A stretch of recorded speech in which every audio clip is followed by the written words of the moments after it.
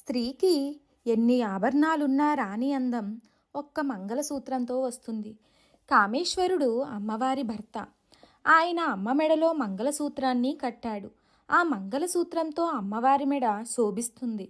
ఈ మంగళసూత్ర ప్రభావం వల్లే కామేశ్వరుడు లోకపాలకుడై చిరంజీవి అయి ఉన్నాడు.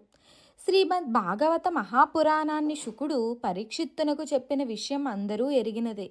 క్షీరసాగర మదన సమయంలో ముందుగా విషం పుట్టింది.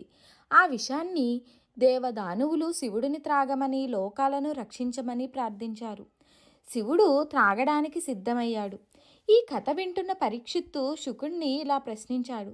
ఏ స్త్రీ అయినా చూస్తూ చూస్తూ తన భర్తను విషం తాగమంటుందా?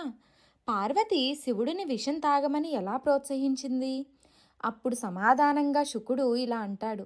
మింగేవాడు భర్త అని, మృంగేది విషమని తెలిసినా లోక శ్రేయస్సు కోసం సర్వమంగళ పార్వతి శివుడిని విషం తాగమన్నది. మంగళసూత్రాన్ని ఎంత నమ్మిందో అంతరార్థం. తన మంగళసూత్ర బలమే శివుడికి రక్ష అని పార్వతి భావించిందన్నమాట. అమ్మల గన్నయమ్మ శ్రీ లలితామాత మాంగళ్య బలంతో కామేశ్వరుడు లోకపాలకుడు అయ్యాడు. ఓం కామేశబద్ధ మాంగళ్య సూత్ర శోభిత కందరాయై నమః. ఈ మంత్రాన్ని భక్తితో జపించే స్త్రీలకు వైధవ్యం రాదు.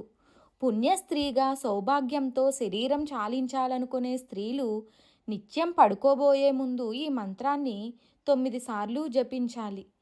విధవలు నిద్రించే ముందు ఓం కామేశబద్ధ మాంగళ్య సూత్ర శోభిక కందరాయై నమః అనే ఈ మంత్రాన్ని 11 సార్లు జపిస్తే మరో జన్మలోనూ వైధవ్యం ఉండదు.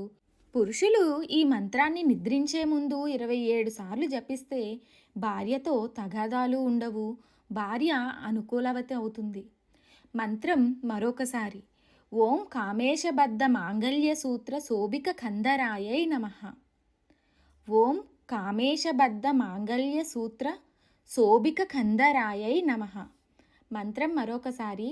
ఓం కామేశబద్ధ మాంగళ్య సూత్ర శోభిక కందరాయై నమః. మరిన్ని ఆధ్యాత్మిక విషయాల కోసం మా ఛానల్ను సబ్స్క్రైబ్ చేయండి.